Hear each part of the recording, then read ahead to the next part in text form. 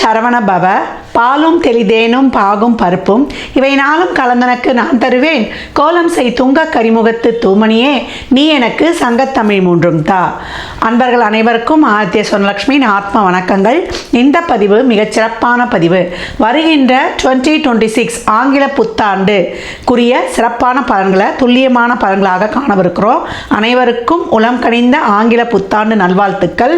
இந்த 26ஆம் வருடம் எப்படி இருக்கும்னு எல்லாருக்கும் ஒரு ஆர்வம் அப்படின்னு சொல்லலாம். ஏன்னா சென்ற ஆண்டுலாம் நிறைய ஒரு ஃப்ளெக்சிபிள் இல்லாமல் கஷ்டங்களையும் துன்பங்களையும் துயரங்களையும் கடந்து வந்திருக்கோம். பெரும்பாலுமே அதில் எப்படின்னா ஒரு 75% கொஞ்சம் கஷ்டம், ஒரு 25 பேர் கொஞ்சம் பாசிபிளாக வந்திருப்பாங்கன்னு சொல்லலாம். இந்த வருடம் எப்படிமா இருக்கும்?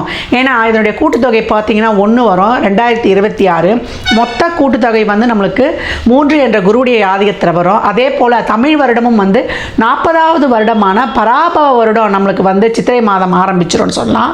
இந்த வருடங்கள் நம்மளுக்கு எப்படி இருக்கும் அப்படின்றவங்களுக்குலாம் ஓரளவு நம்மளுக்கு ஒரு ஏற்றத்தாழ்வுகளோட கொஞ்சம் அனைத்து விதமான ஒரு சூழலையும் கொஞ்சம் நெருக்கடியாக கடந்து வரா மாதிரி இருக்குது. நம்ம சமுதாயத்துலேயும் சரி, டே டு டே லைஃப்லேயும் சரி, உலக லெவல்லையும் சரி, நம்ம எப்படி இதெல்லாம் கடந்து வரலாம் அப்படின்னு பார்க்கும்பொழுது எப்பயும் நம்மளுக்கு சிம்மத்தில் கேதுவும் கும்பத்தில் ராகுவும் இருக்கும்பொழுது கோச்சாரத்தில் நம்மளுக்கு சூரியன் கேந்திரங்களில் வரும்பொழுது மிகப்பெரிய அதிரடியான அரசியல் மாற்றங்கள் உலக தலைவர்களுக்கெல்லாம் ஒரு பெரிய ஒரு நெருக்கடிகள் இக்கட்டான சூழல்கள்லாம் ஏற்படுறது. ஏற்கனவே பார்த்தீங்களா ட்ரம்ப் எண்ணெய் போடுறாருன்னு. அதுக்கப்புறம் பார்த்தீங்கன்னா குருவானவர் இப்போ காற்று ராசியில் இருக்கிறவர் பிரளய ராசியில் வருவார். ஏற்கனவே நமக்கு சனி பிரளய ராசியில் அமர்ந்திருக்கிறார். இங்கே சனியும் குருவும் வேற பார்த்து கொண்டு வாங்க அப்படின்னு சொல்லலாம். அப்போ எப்படி இருக்கும்? இன்னும் புகழ்பெற்ற செலிபிரிட்டிஸு, அரசியல் தலைவர்கள், அது மட்டும் இல்லாமல் ஒரு சினிமா துறையை சார்ந்தவர்கள், கலைத்துறையை சார்ந்தவர்கள் அப்படின்றவங்களுக்கெல்லாம் நல்ல ஒரு ஆரோக்கியம், அதே போல் அவங்க ஒரு பாதுகாப்பாக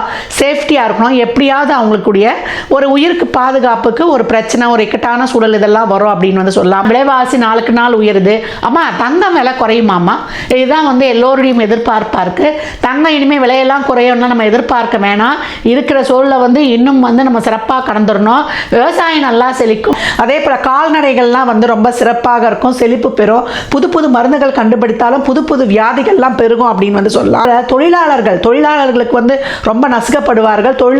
தொழில்துறை சார்ந்த ஒரு பிரச்சனைகள், முதலாளித்துவம் தொழிலாளர்களுக்கும் ஒரு போர்க்கொடி தூக்குறது, ஆன்மீகம் அரசியல்வாதிகளுக்கு இடையே ஒரு வாக்குவாதம், காரசார வாக்குவாதங்கள்லாம் நடைபெறுவது, வெயில் காலத்தில் மழை பெய்யறதும், அதே போல மழை காலத்தில் வெயில் அடிக்கிறதும், இந்த மாதிரி இந்த பஞ்சபூதங்களுடைய இயக்கமே மாறி மாறி இருக்கும். ராகுவுடைய ஆதிக்கம் அதிகமாக இருக்கக்கூடிய காலத்தில் யாரை நம்புறது, யாரை நம்ம நம்பாமல் இருக்கிறதுலாம் ரொம்ப கஷ்டமாயிடும்.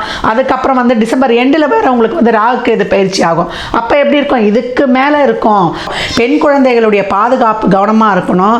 துலா ராசி துலா லக்னத்திற்கு இந்த வருடம் எப்படி இருக்கும் அப்படின்னு பார்த்தீங்கன்னா ரொம்ப அருமையான பலன்கள் அப்படின்னு சொல்லலாம். துலாம் ஏற்கனவே நிறைய சொல்லியிருப்பேன், தூள் பறக்கணும் தான் சொல்லுவேன். ஏன்னா துலாமுக்கு நிறைய 8ல் குரு அமர்ந்து நிறைய கஷ்டங்கள், இன்னல்கள், துன்பங்கள், துயரங்கள் நிறைய கொடுத்துட்டாரு. நிறைய கடன் பிரச்சனை, உறவுகள் சார்ந்த பிரச்சனை. ஏன்னா குரு அந்த அளவுக்கு கஷ்டப்படுத்த மாட்டார். ஏன்னா இவங்களுக்கு ஒரு நன்மை செய்யாத கிரகம்னாலும் அவர் 8ல் மறைந்தது கொஞ்சம் நல்லதுனாலும் ஒரு தசாபுதிலாம் ஒரு சனி ராகு கேதுலாம் ஒரு உச்சமாகி போகுது. பெரும்பாலும் ராகு கேது தசாபுதிகள், சந்திரன் புதன் தசாபுதிகள் கடந்தவர்களுக்கு ரொம்ப கஷ்டத்தை எதிர்கொண்டு இருப்பாங்க அப்படின்னு சொல்லலாம். இந்த வருடம் 26 உங்களுக்கான வருட ஆரம்பத்திலிருந்தே உங்களுக்கு ரொம்ப நல்ல பலன்கள் நடக்கும். பாக்கியங்கள் நிச்சயம் உண்டு. உங்களுக்கு நல்ல முகப்புலிவு, தேகப்புலிவு, ஆத்மப்புலிவு இதெல்லாம் கொடுத்துருவார். இது வரைக்கும் ஒரு மன நிறைவு எப்போ கிடைக்கும்? நம்ம வாழ்க்கையில் எல்லாத்துலேயுமே சக்ஸஸ் ஆகும்போது தான். அது இப்போ உங்களுக்கு கிடைக்கக்கூடிய காலகட்டமாக இருக்குது. நல்ல தொழில் இல்லையா? தொழில் உண்டு. வேலையை விட்டுட்டிங்களா? வேலை கிடைப்பது. உங்கள் படிப்புக்கேற்ற வேலை, ஊதிய உயர்வுடன் கூடிய உத்தியோக உயர்வு நிச்சயம் உண்டு. பிஸ்னஸில் நல்ல ஏர்னிங்ஸ் வருவது, ஒரு சின்ன முதலீடு போட்டாலும் அதில் நிறைய லாபங்களை காணுவது, நல்ல பேர்ப்புகள் அங்கீகாரம், நல்ல ஒரு அச்சீவ்மெண்ட்ஸு, அவார்ட்ஸ் கிடைப்பது. கலைத்துறையில் இருப்பவர்களுக்கெல்லாம் பெண்களுக்கு நல்ல ஒரு லைஃப் லைட்டில் இருக்கணும்னு நினைப்பாங்க. ஏற்கனவே சுவாதி ரொம்ப ஒரு பெருமை பண்ணும் அப்படின்னு சொல்லலாம். ஏன்னா அது நம்மளுக்கு புராணங்களே இருக்குது. இப்போ பாரு முத்துவே என்னுடைய ராசியில் தான் பிறக்குதுன்னு சொல்கிறதுனால ரோகிணி அழுதுட்டு போய் கிருஷ்ணர்கிட்ட சொல்லும். எப்போ பாரு இந்த மாதிரி சொல்லிக்கிட்டே இருக்கா சுவாதி அப்படின்னோடனே அவர் சொல்லுவார், கவலையப்படாத நான் உன் நட்சத்திரத்தில் பிறந்துறேன்னு. அப்படி இப்போ பெருமையை நீங்கள் சொல்லக்கூடிய எதிர்பார்க்கக்கூடிய அளவுக்கு ரொம்ப சிறப்பாகவே இருக்கும் அப்படின்னு அந்தளவுக்கு உங்களுடைய எதிர்பார்ப்புகள், உங்களுடைய கஷ்டப்பட்ட உழைப்பு, ஏன்னா குடும்பத்தை வந்து நல்லா மேம்படுத்தி செல்லக்கூடிய பெண்கள் நீங்கள். குடும்பத்துக்காக எப்போவும் ஏர்னிங்ஸ் கையில் இருக்கணும்னு நினைக்கக்கூடியவர்கள். நல்ல வந்து ஒரு பெரிய பொருளாதாரம் இப்போ இந்த காலகட்டம் உங்களுக்கு இருக்கும். நல்லா வந்து ஒரு மீடியாவில் இருக்கிறவங்களேருந்து, ஒரு வாக்காளர் தொழில் செய்பவர்களேருந்து, நீதித்துறை ரியல் எஸ்டேட்டில் இருக்கிறவங்களேருந்து ரொம்ப சிறப்பாக இருக்குது. வாக்காளர் தொழில் செய்பவர்கள், இந்த சர்வீஸ் ப்ரொவைடராக இருக்கிறீங்க இல்லையா, அவங்களுக்குலாம் ஒரு நல்ல இது கிடைப்பது. உடல் ஆரோக்கியம் ரொம்ப கவனமாக இருக்கணும். உடலில் எதிர்ப்பு சக்தி தேவை. ஏன்னா சனி உச்சமாகக்கூடிய ராசி இப்போ 6ஆம் இடம்ன்ற இடத்துல இருக்கிறாரு. அதனால் வந்து கழிவுகள் வெளியேறுவது, நல்ல டைஜஷன் ஆவதம் பார்க்குவது, ஜாயின்ஸை வந்து சரியாக வைத்துக்கொள்வது, எப்போவும் வந்து சஷ்டி கவசம் கேட்பது, அதெல்லாம் ரத்தத்தை சுத்தப்படுத்த. என்னம்மா ஆச்சரியமாக இருக்கீங்களா? ஆமாம். அதே போல் முருங்கைக்கீரையை அடிக்கடி உணவில் சேர்த்துக்கொள்வது, நம்மளுடைய அத்திப்பழம் ஜூஸ் சாப்பிடும் போதெல்லாம் உங்களுடைய ரத்தம் வந்து சுத்திகரிக்கப்படும் அப்படின்னு வந்து சொல்லலாம். எப்போவும் வந்து வியாழன், செவ்வாய், ஞாயிறு இந்த நாட்களில் வந்து நீங்கள் வந்து முருகருடைய வழிபாடு செய்வது, ஏற்கனவே சொன்ன மாதிரி வேல்மாறல், சஷ்டி கவசம் படிப்பது ரொம்ப அவசியம். எப்போவுமே லைஃப் லாங் அது பண்ணும்பொழுதும், நிறைய வந்து உங்கள் எடைக்கடை திருச்செந்தூரில் தானம் கொடுக்கும் பொழுதும் உங்கள் வாழ்க்கையில் வந்து மிக சிறப்பான விஷயங்களை வந்து கண்கூடா காணலாம். பெண்களுக்கு நல்ல மனதுக்கு பிடித்த வாழ்க்கை, நல்லா வந்து ஒரு காதல்லாம் கை கூடுறது, ஆடை ஆபரண சேர்க்கையிலிருந்து, குழந்தை பாக்கியத்திலிருந்து, மாணவர்களுக்கு நல்ல கல்வியிலிருந்து, நல்ல வந்து ஒரு மேன்மை, நல்ல ஒரு வெளியூர் படிப்பிலிருந்து, என்ட்ரன்ஸ் எக்ஸாம்லாம் நல்லா வந்து கிளியர் பண்ணி கவர்மெண்ட் கோட்டாலேயே சீட்டு கிடைக்கிறதுலேருந்து, வயதானவர்கள் ஒரு 60 வயது இருக்கீங்கன்னா துள்ளி ஒரு திரிய போகிறீங்க, உங்களுக்கு ஏற்ற மாதிரி ஒரு வேலை செய்வது, உங்களை சாதனைப்படுவது, அச்சீவ்மெண்ட் செய்வீங்க அப்படின்னு சொல்லலாம். வழக்கு வியாஜ்யங்கள்ல இருந்தெல்லாம் உங்களுக்கு வெற்றி கிடைப்பதுன்னு. துலாமிற்கு எல்லாமே அதிரடியாக தெரியாக வந்து களமிறங்கி பயணிக்கும் அப்படின்னு வந்து சொல்லியாச்சு. துலாம் இந்த வருடம் நீங்கள் சொல்லக்கூடிய மந்திரம் என்னன்னு கேட்டிங்கன்னா, ஓம் சங்கடஹர கணபதியே நமக.